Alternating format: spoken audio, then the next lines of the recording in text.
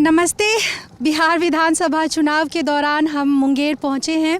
आप इसकी कुछ वीडियोस देख भी चुके हैं और ये इलेक्शन का एक अलग चेहरा है। हम गंगा नदी में हैं, इस वक्त बोट पे हैं और बातचीत के लिए निकले हैं। हमारी कोशिश तो थी कि हम आपको दिन के वक्त ही दिखा सकते, अगर डॉल्फिन का इलाका है हम आपको डॉल्फिन की जो खेल कूद है, वो जो कूदती है, वो सारा दिखा सकते होते, पर वो हो नहीं पाया।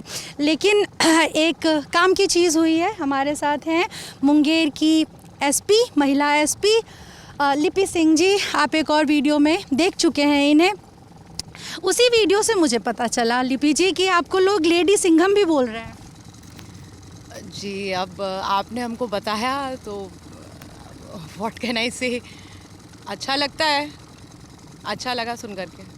देखिए, आपने सिंघम मूवी देखी है, वो जिसमें ऐसे कॉप होते हैं, अक्सर मेल कॉप ही होते हैं। एक मर्दानी फिल्म थी, एक कमेंट ऐसे भी आया था कि अरे ये हैं बिहार की मर्दानी। वो रानी मुखर्जी की एक फ़िल्म थी, है ना, तो उससे भी कंपेयर कर रहे थे आपको। देखी है क्या? मैंने सिंघम तो देखी है, बट ये ज़रूर कहूँगी कि जो रियल लाइफ और रील लाइफ है काफ़ी डिफरेंट है। और साथ में ये भी कि कभी भी हम लोग जितने भी गिने चुने लोग हैं फीमेल आईपीएस, हम लोग की ट्रेनिंग से ही ऐसा शेड्यूल रहता है कि ना तो हमें कभी अलग समझा जाता है, चाहे जो भी कोई ट्रेनिंग का मॉड्यूल था, जो भी हमारे अदर बैचमेट्स करते थे हम वही करते रहे, तो हम लोग को इतना कोई डिफरेंस समझ में नहीं आता। बट अदरवाइज़ बिकॉज हमारे नंबर्स कम हैं तो शायद वो एक कारण हो सकता है। आपने कहा रियल लाइफ और रियल लाइफ, पुलिस की बात, ठीक है। रियल लाइफ में देखते हैं फिल्में हिट होती हैं, कुछ फ्लॉप भी होती हैं, लोग देखते हैं, बड़ा पसंद करते हैं। जंजीर वंजीर के टाइम से वो थे पुलिस वाले, जो है पुलिस का रोल इस तरीके के तेज़ तर्रार, है ना, अपराधियों के सामने बिल्कुल नहीं झुकने वाले, उस तरह के ईमानदार सख्त पुलिस ऑफिसर्स की टीवी वाले, सिनेमा वाले पर्दे पर बड़ी वो रहती है लोकप्रियता।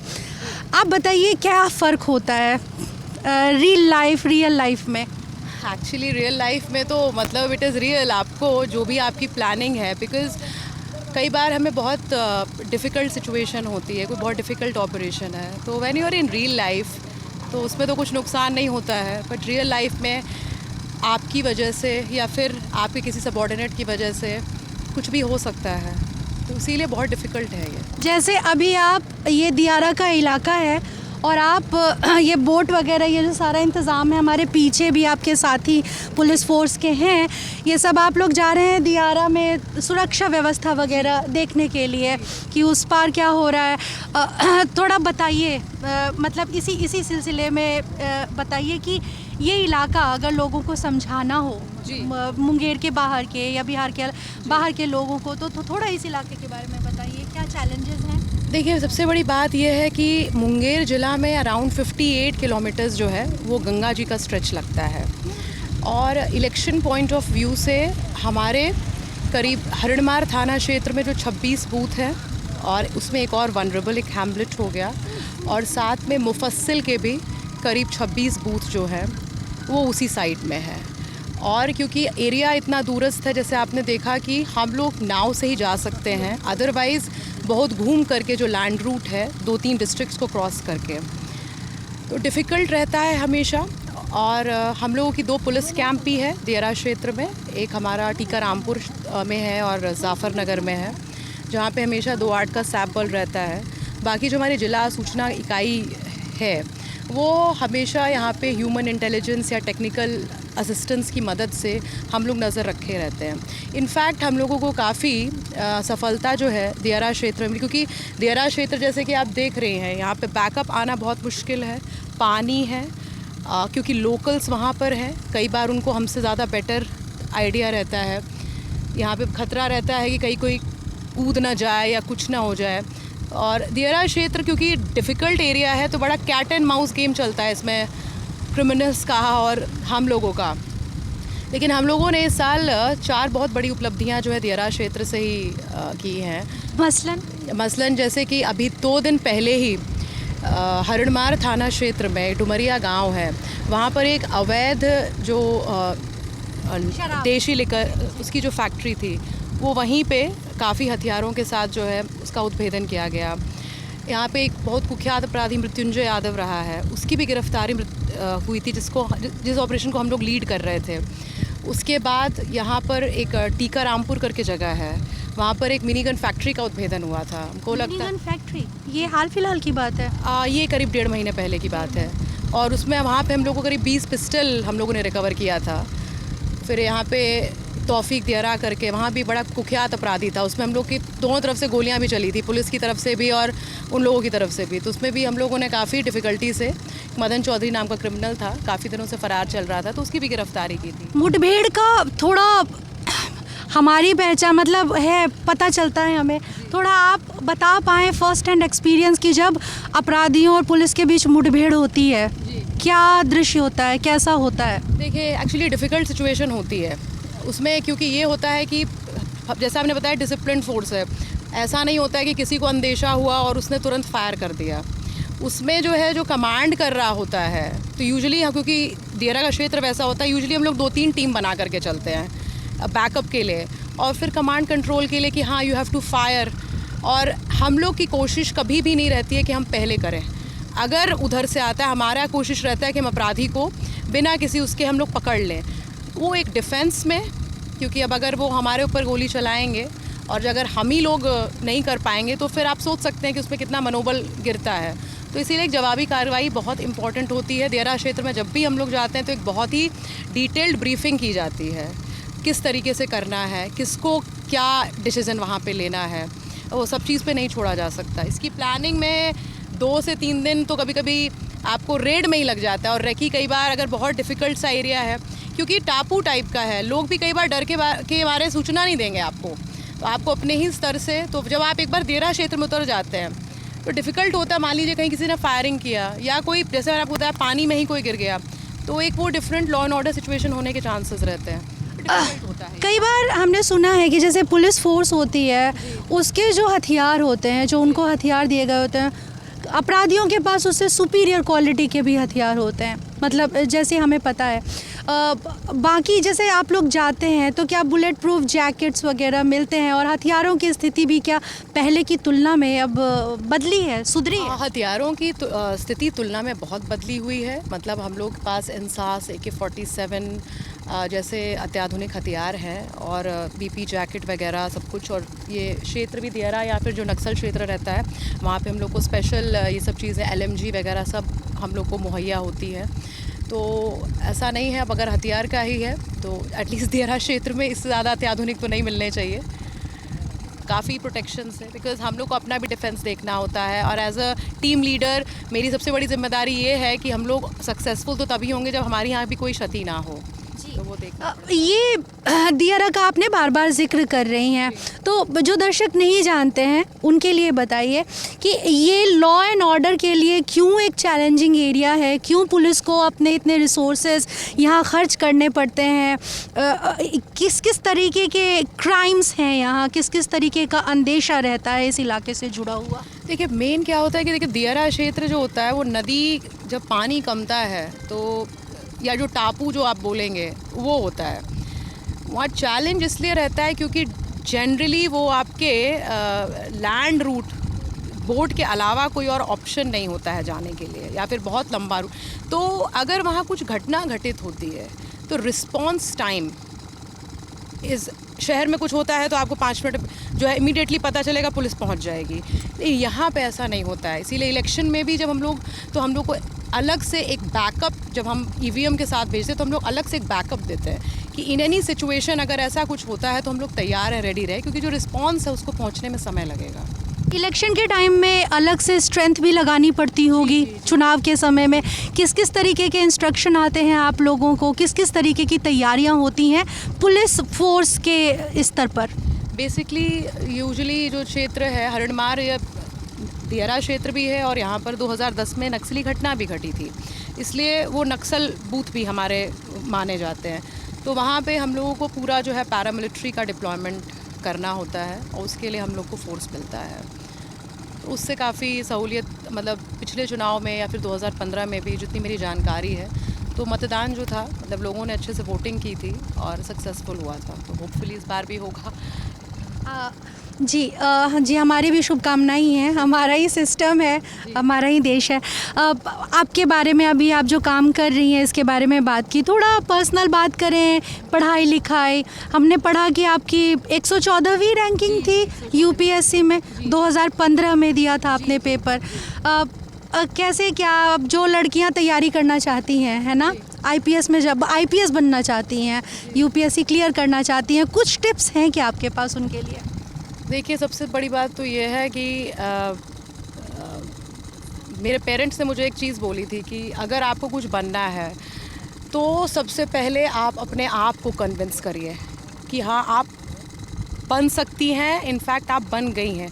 उसके बाद अगर आप करते हैं और आपके अंदर मेहनत आप करिएगा तो मुझे नहीं लगता कि किसी को भी डिफ़िकल्टी होनी चाहिए। क्या शेड्यूल होता होगा जब आप प्रिपरेशन कर रही थी? देखिए, हर स्टूडेंट का अपना एक अलग तरीके का शेड्यूल रहता है, सबका अपना अपना स्ट्रैटेजी है। जैसे हम लोग ही सिलेक्शन होता है तो अगर हम 4 बैचमेट्स बैठे हैं तो आप ये देखेंगे कि हर का तरीका शायद अलग था, किसका क्लिक किया नहीं किया।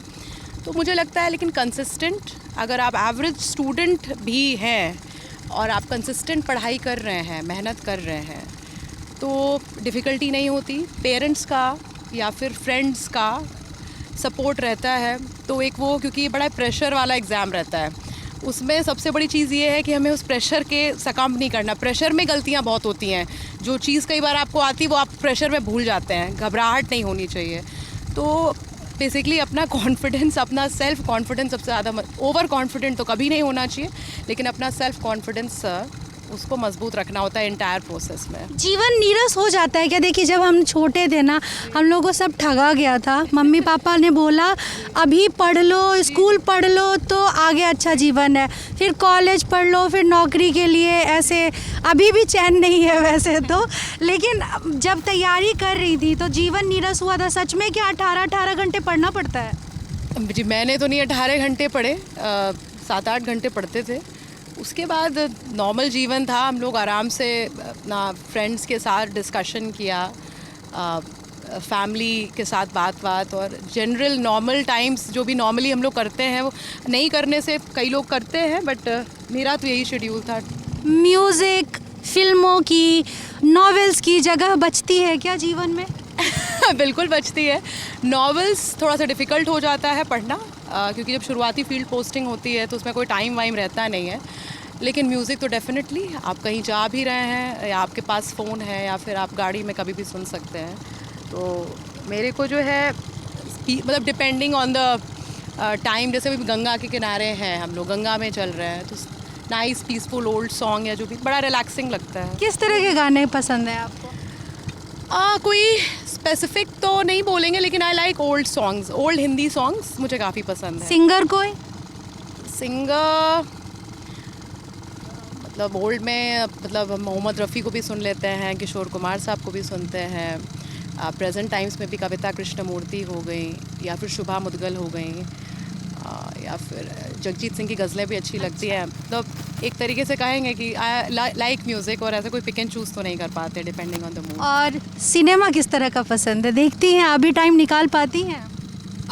सिनेमा अभी तो काफ़ी टाइम से, हम लोग यहाँ तो मूवी हॉल भी नहीं है यहाँ पे तो वो काफ़ी टाइम से देखा नहीं है, but otherwise I like movies. और मुझे थोड़ा सस्पेंस जॉनर या फिर जो एक रोमांटिक कॉमेडी टाइप की मूवीज़ हैं, उस टाइप के जनरेशन, उस टाइप की मूवीज़ ठीक लगती हैं। ज़्यादातर वक्त कहाँ बीता आपका? बिहार में? नहीं, मेरा ज़्यादातर वक्त दिल्ली में बीता। इनफैक्ट जब मेरा सिलेक्शन हुआ आईपीएस में और हमने कार्डर ज्वाइन किया, तो एक तरीके से कहा जाए तब से ही मेरा यहाँ बिहार में, हालांकि मैं रहने वाली यहाँ की हूँ, लेकिन मेरी परवरिश या पढ़ाई लिखाई बिहार में नहीं हुई। नालंदा की? नालंदा आपका गृह जिला। पुलिस में हमेशा से आना चाहती थी या क्या? ऐसा कुछ स्पेसिफिक नहीं है। देखिए, जब हम लोग एग्ज़ाम देते हैं तो हम लोग को प्रेफरेंस में, फादर आईएएस में रह चुके थे तो थोड़ा सा डिफरेंट लगता था ये, तो बस अच्छा लग रहा है, मतलब बिकॉज इट वाज सर्विस, तो मतलब एक तरीके से देखा जाए। बट हाँ, एक आप बोलेंगे कि जो एक आकर्षण होता है तो शायद वो एक कारण रहा होगा आईपीएस ज्वाइन करने जी। का। क्या छुट्टी का हिसाब किताब रहता है पुलिस वालों का? ज़्यादातर जो हमको पता है, जो हायरार्की में नीचे होते हैं, उनमें तो हमने उनसे बात की, उनको तो छुट्टियों में होती है दिक्कत, है ना? ऊपर वालों का क्या हालचाल रहता है? ऐसा होता है कि बॉस ले लेते हैं अपनी छुट्टी, मिल जाती है बॉस लोगों को और नहीं मिलती है नीचे वालों को। इनफैक्ट क्योंकि जिम्मेदारी ज़्यादा बढ़ती है तो छुट्टी मिलना एकदम इम्पॉसिबल हो जाता है। हम लोग तो फिर भी कंसिडर करते हैं कि मतलब जैसे अभी है, मान लीजिए कोई भी मेजर फेस्टिवल होता है या फिर इलेक्शन है, तो जैसे चुनाव आयोग ने घोषणा की तो तुरंत छुट्टियां सबकी कैंसिल कर दी गई। लेकिन एक्सेप्शनल सर्कमस्टांसेस होते हैं तो हम लोग देते हैं, और हम लोग सोच भी नहीं सकते बिकॉज़ इतना ज़्यादा प्रेशर होता है, काम का होता है, और एक तरीके से हमेशा ये लगा रहता है कि सब कुछ ठीक रहे, तो उस टाइम पे तो सोच भी नहीं पाता है आदमी। 2016 में पोस्टिंग के बाद कोई दिवाली या होली घर पे मनाई थी? अब जहाँ पे रहते हैं वहाँ तो मना ही लेते हैं। नहीं, वैसे फैमिली के साथ? फैमिली के साथ नहीं, क्योंकि देखिए हम लोग पुलिस वालों के साथ यही एक चीज़ है कि अदर टाइम्स में आपको छुट्टी मिल जाएगी, लेकिन होली हो, दिवाली हो, दशहरा हो, उस टाइम पे तो हमारा प्रेजेंस ही सबसे ज़्यादा इंपॉर्टेंट है कि तब पीसफुल या ऑर्डर। उस टाइम पे इनफैक्ट आपको बता दूं कि पुलिस वालों की छुट्टियां कैंसिल्ड ही रहती हैं, ऊपर से नीचे तक। सीधे हमारे यहाँ से आदेश मुख्यालय से निकल जाता है, और अदर टाइम्स में ऐसा कोई मन नहीं करता कि अरे भाई थोड़ा दिन है, जैसे हम लोग सोचते हैं ऐसे, हाँ लेंगे छुट्टी, कहीं चले जाएंगे, थोड़ा दिन एकदम फ़ोन वोन बंद करके चिल मारेंगे, ऐसा कभी लगता नहीं है? ऐसा जैसे कभी कभी, अब हर टाइम तो इतना वैसा नहीं रहता है, कभी कभी काम ज़्यादा बढ़ जाता है तो उस टाइम तो नहीं सोच पाता, लेकिन अदरवाइज़ समय मिल जाता है, ऐसा नहीं है। मतलब हम लोग अगर एक जो नॉर्मल एक ह्यूमन या फिर काम भी तभी कर पाएंगे जब हम लोग प्रेशर में, तो वो इम्पॉर्टेंट भी है और हम लोग को समय मिलता है डिस्ट्रेस करने का, ऐसा नहीं है।